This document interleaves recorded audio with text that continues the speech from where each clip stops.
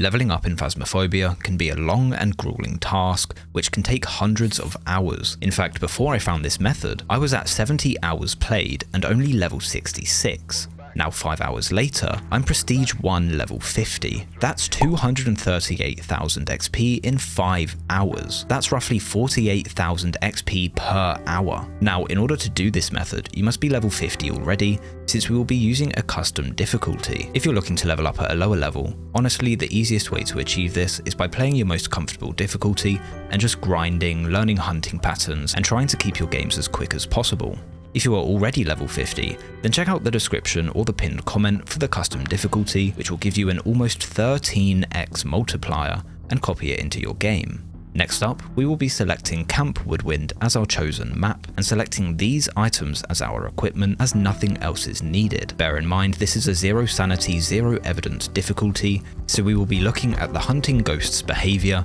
then leaving and making a guess, keeping each run preferably under 1 minute. After that, just load into the game and pick up 2 incense and either a photo camera, crucifix, salt, or an electronic device. You could take all 4 if you want to make your chances better, it will just take you a little bit longer. I'd recommend 2 incense and an EMF reader if you're trying to be super fast, but if you want to increase your odds, definitely bring salt 2 by throwing it over the fence. The camera and crucifix is purely to help you get extra money from photos and potentially completing the ghost picture objective, or stopping yourself from being spawned on and insta-killed by a ghost with the crucifix. The EMF reader is for a Raiju test, which is a common objective which can be completed passively. This can be swapped out for a paramic or a motion sensor if you would like. So make sure to check your objectives before you leave the truck, as completing just one of these gives you an extra 250 plus XP, which adds up in the long run. Once you've got your equipment sorted, head inside and go to the picnic area on your left, or light the bonfire first, which I like to do, and wait by the benches for a hunt to begin, as you're going to want to loop the ghost around the benches.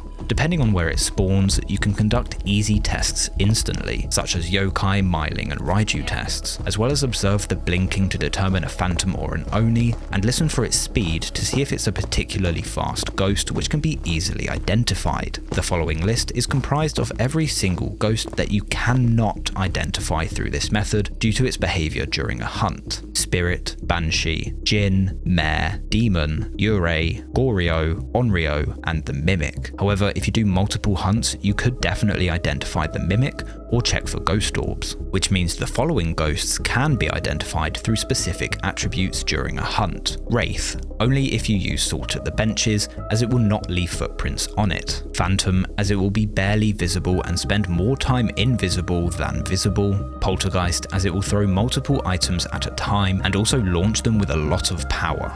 Revenant, due to its speed being 1 meters a second without line of sight and 3 meters with line of sight; Shade, if you are sat at the benches for a long time and it does not hunt, though this is 50-50 as it could just be an annoyingly shy ghost; Oni, as it will be almost permanently visible during a hunt and very rarely blink; Yokai, as it will not hear you anywhere outside of a 2.5 meter radius, meaning if you're at the bench, it should be able to hear you anywhere in the picnic area and the white tent next to you; Huntu, as it will be slower near the bonfire if you choose to light it and also have occasional visible breath coming from its mouth; Myling, as you will not be able to hear it if it's in the lover's bench area, the play area, or any of the tents surrounding the campfire while you are positioned at the bench; the Twins, as one will either be 10% slower or faster than the standard 1.7 meter a second ghost; Raiju, as it will be faster around the bench area where your electronic is and will have an immediate speed increase rather than a gradual line of sight increase; Obake,